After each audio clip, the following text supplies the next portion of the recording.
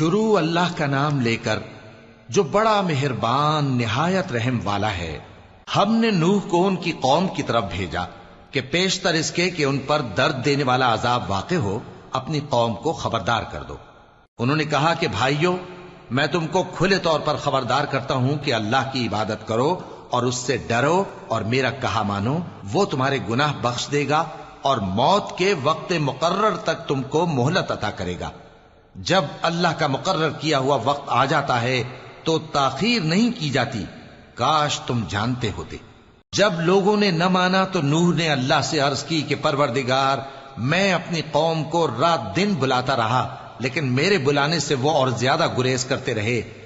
جب میں نے ان کو بلایا کہ توبہ کریں اور تو ان کو معاف فرمائے تو انہوں نے اپنے کانوں میں انگلیاں دے لی اور اپنے اوپر کپڑے اوڑھ لیے اور اڑ گئے اور خوب تکبر کرنے لگے۔ پھر میں ان کو بلند آواز سے بھی بلاتا رہا، پھر علانیہ بھی اور رازداری سے بھی سمجھاتا رہا۔ پھر میں نے کہا کہ اپنے پروردگار سے معافی مانگو کہ وہ بڑا معاف کرنے والا ہے۔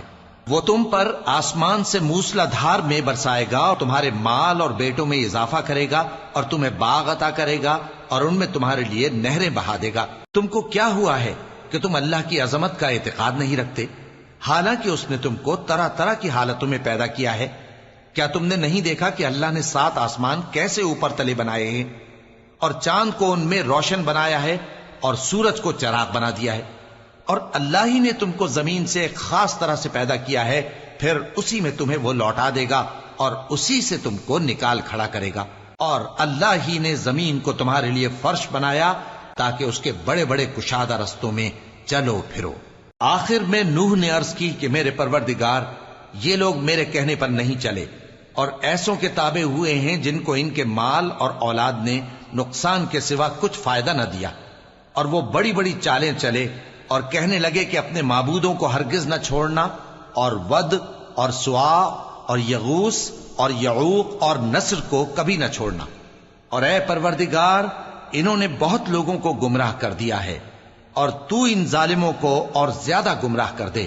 آخر وہ اپنے گناہوں کے سبب پہلے غرقاب کر دیے گئے، پھر آگ میں ڈال دیے گئے، تو انہوں نے اللہ کے سوا کسی کو اپنا مددگار نہ پایا۔ اور پھر نوح نے یہ دعا کی کہ میرے پروردگار، ان کافروں میں سے کسی کو زمین پر بستا نہ رہنے دے، اگر تو ان کو رہنے دے گا تو یہ تیرے بندوں کو گمراہ کریں گے، اور ان سے جو اولاد ہوگی وہ بھی بدکار اور ناشکری ہوگی۔ اے میرے پروردگار، مجھ کو اور میرے ماں باپ کو اور جو ایمان لا کر میرے گھر میں آئے اس کو اور تمام ایمان والے مردوں اور ایمان والی عورتوں کو معاف فرما اور ظالم لوگوں کے لیے اور زیادہ تباہی بڑھا۔